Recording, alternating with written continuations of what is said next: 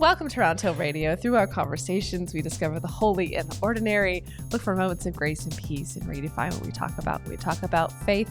Good morning, Ed, and good morning, Terry. Hey, good morning, everybody. This is great today. We've got a special guest on board, and her name is Teresa Eickel. She is the executive director of the Interreligious Eco-Justice Network. How can you not love that name? Mm-hmm. All encompassing. All embracing. So, Terry, it's great to have you aboard and welcome to Round Hill Radio Podcast. Well, thank you so much for having me. It is a pleasure to be here.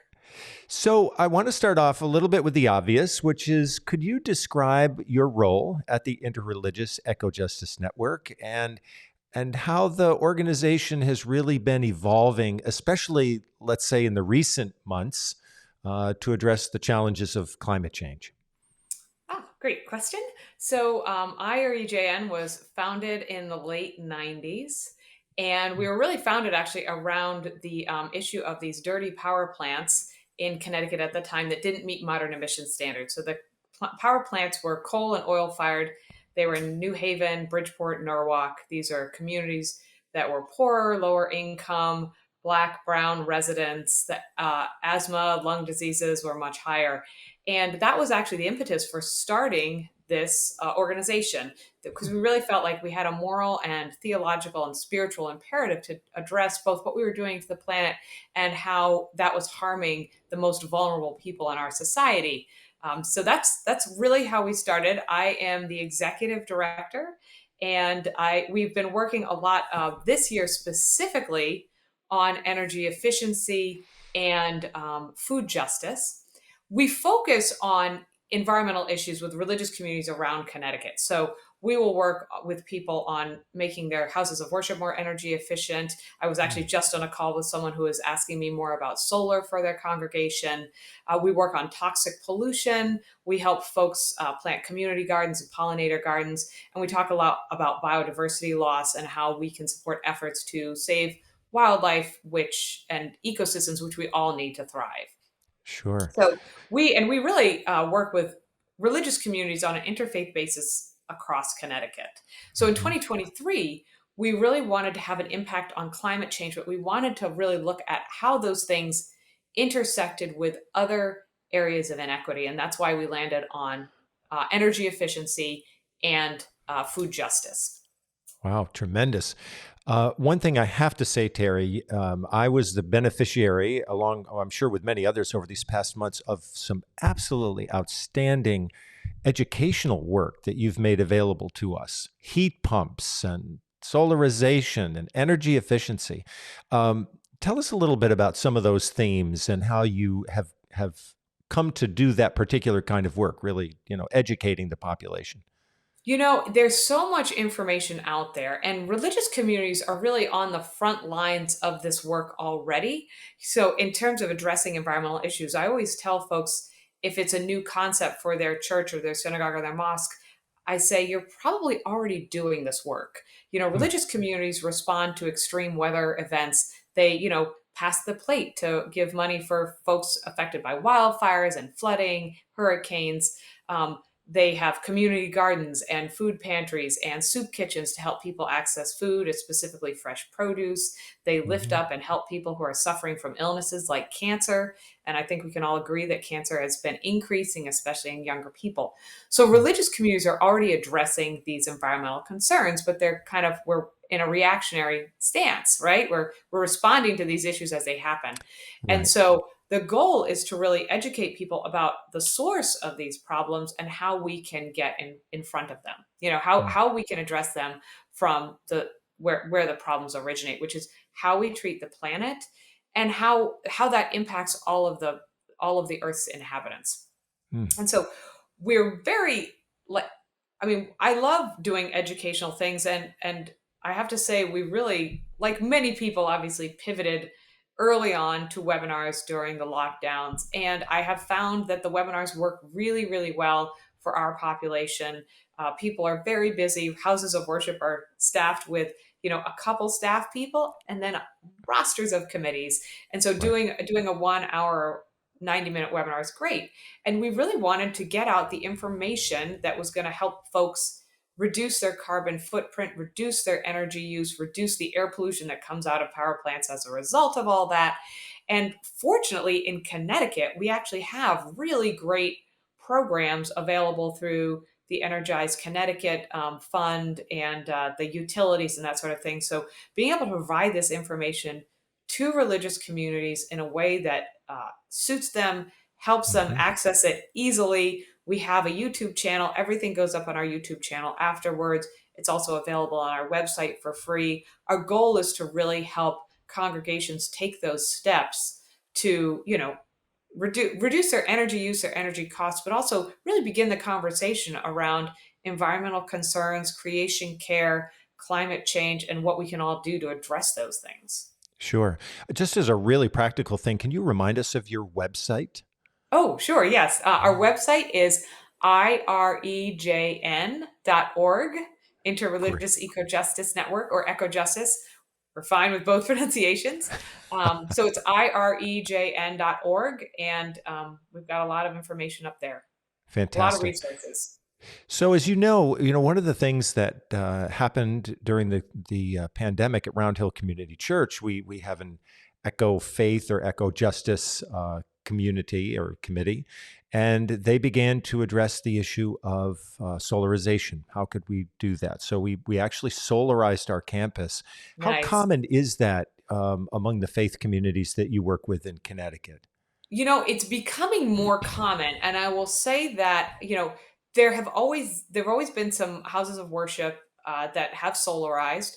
It's Mhm. been difficult though, because for a really long time, the 30% tax rebate that was available to residents and businesses wasn't available to congregations because they don't pay tax. They Right. couldn't get that tax rebate.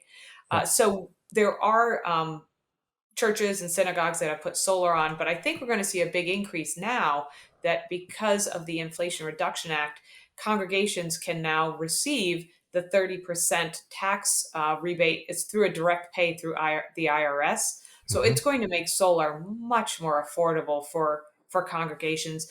I know, yeah, Round Hill, now that you've told me that, I remember you telling me that you had solarized the campus. I can't wait to see it when I visit you guys on October 12th. And I know that congregations like Temple Bethel and Stamford have Hmm. a huge solar array, one of the largest in the country. So it's exciting to see more congregations going solar. And I think we're also going to see more of them installing electric vehicle chargers as well. Yeah. So, perfect segue into October the 12th. Thank you very much. You're welcome. One of the things that we're really excited about here is that on October the 12th, we're going to be hosting an event that's really an IREJN event designed to, I think, inform and attract the interest of clergy from all faiths in Fairfield County. And can you say a little bit more about that and who the keynote speakers will be and what you hope will come from that event? So this is our first. It's our first event really in southwestern Connecticut. So we're super excited that you invited us, and it's really designed to be a roundtable conversation on climate change, where we are, what we can do, where we go from here. Um, you know, I think this summer has been filled with so many climate disaster events. Mm.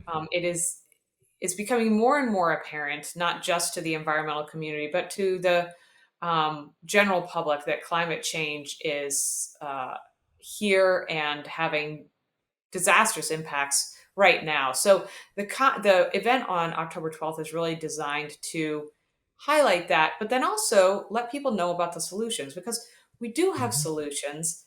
There are paths forward. What we need is the political will to do Mhm. that. We need the public will, the public and the political will to make the changes that we need to make. So our keynote speaker is Bill McKibben, who is, Great. a very famous climate activist. He will be joining us via Zoom because he is actually going to also be launching a chapter of his newest project called Third Act, Mm. which is a climate movement based for, I think, folks 60 and over, You got it. which is great. And so he's going to be our keynote speaker. And I will say, Bill McKibben changed my life. He is literally the Oh, reason that I became an environmentalist. When I was in college, I read The End of Nature. Wow. And I was horrified by what we were doing and became involved. And it wasn't soon after that that I read an article in the paper about the power plants that I mentioned at the beginning of this interview. And Hmm. then at the same, it was like 2 days after that I read the article. Tom Carr, who was the senior pastor at First Baptist, said, "Some of us are concerned about our faith, and we want to discuss what we have to say about it." Mm. And I said, "Oh my gosh, I have this book. Have you read this book?" And it was Bill McKibben's The End of Nature. So, Bill has continued to be a voice for change, for action, and Yes. one who's inspired people now for decades. So he's going Yeah. to be our keynote speaker. He will be joined by panelists, Rabbi Josh Hammerman from Temple Beth El in Stamford, and Rabbi Josh is an amazing voice for climate justice, for environmental justice. He is the senior rabbi at one of the largest synagogues, I believe, in Southwest Connecticut, if not the state. Hmm. And he really was one of the leaders who he pioneered putting that huge solar array on in, I think it was like 2010 or 2009. It was early on. He was an Wow. early adopter of that. And then the another panelist we have confirmed is Jamila Mohammed, who is the national organizing director for Everyone Outdoors for the Sierra Club, and she is has a fantastic community garden as well. She's deeply involved in both climate change, climate justice, and food justice. She has a great community garden at the mosque, the Greater Mohammed, no, the Mohammed Center, Mohammed Islamic Center of Greater Hartford. There we go. Anyway, and she's a Fantastic. wonderful speaker. The two of them are great, and we're working on confirming possibly one other person that we're hoping to get this week. So it'll be a great conversation. It's really important to bring it to Southwest Connecticut, which as I said, has actually a lot of I've found in the past 6 months a lot of support, a lot of interest in environmental issues, climate issues, pollution issues. Hmm. But I'm excited to bring everyone together in the same room. That's what I'd really like to do. I'd really like to formulate the movement. Southwestern Connecticut is clearly a seat of financial power in Hmm. our country, and it's worthwhile bringing this conversation to those folks as well. They need to hear from the people of faith, the religious leaders, that there is a moral and theological and spiritual basis for addressing this. Yeah. Well, I think one of the things you and the organization, the network, you really do beautifully is engage us with opportunities to also engage our politicians and to work at the legislative level. And is that something that you see that is a real priority going forward? We are all about educating and activating people of faith in Connecticut to advocate for strong policy. It's funny because sometimes people will say, "Oh, your individual actions don't make a difference. We just need Hmm. policy." And I always push back on that a little bit because I say our policy is a reflection of what we individually do, both as people in our own homes and as community members in our congregations and in our towns. And so I always say, absolutely, what you do individually does matter, but part of that has to lead towards pushing for policy change. The the impacts that we see over good policy are phenomenal. The amount of Hmm. funding that is coming through the Inflation Reduction Act for energy efficiency, for solar, for electric vehicles, and that sort of thing is tremendous. I mean, you can't deny the possibilities for that policy, but also we can see the impacts of bad policy, where we Yep. prioritize fossil fuel mining and drilling and that sort of thing over the public health and the environment. So those both of those policies exist, and we need to be in contact with our legislators to tell them our priorities. Yeah. They actually hear a lot from lobbyists and not always from the regular people, that the voters. Hmm. There's an awesome, actually, if you're interested in getting involved, there is a group called the Environmental Voter Project, and they're based out of Boston, Massachusetts, and their goal is to activate uh, people that don't vote or don't vote very often and get them voting in all of the elections. And they do that by identifying people who have environmental interests. And Ah. so they call those folks and they just ask them to say, would you make a commitment to vote? Hmm. They don't tell them who to vote for, what to vote for, just to vote. But knowing that if these people have environmental concerns, they're going to lift up the candidates and the policies and that sort of thing that we need. And so I'd recommend to your folks, if they want to get involved in environmental concerns or uh, campaigns outside of Connecticut, Environmental Voter Project's a great place to start. But Great. IREGen is working on planning a legislative prayer breakfast that will hopefully be in early February, that will bring to our state capital religious leaders and people of faith to, have a prayer breakfast, learn about some of the issues, and then talk to their legislators. And the goal will really be to lift up environmental concerns that we would like to see addressed. Early February will actually be too early for any legislation to have really been um, put forward to committees and that sort of thing. Uh-huh. And that's okay, actually. I think for us, it's important for the legislators to understand how important climate change, energy efficiency, toxic pollution, how important these issues are to people of faith, and that when these bills come across their desk, it's time for them to step up and support them. Yeah, I love it. Um, Terry, we're so grateful for all the wonderful work you've done and are doing. We're really looking forward to that October the 12th event. I just have one last question for you.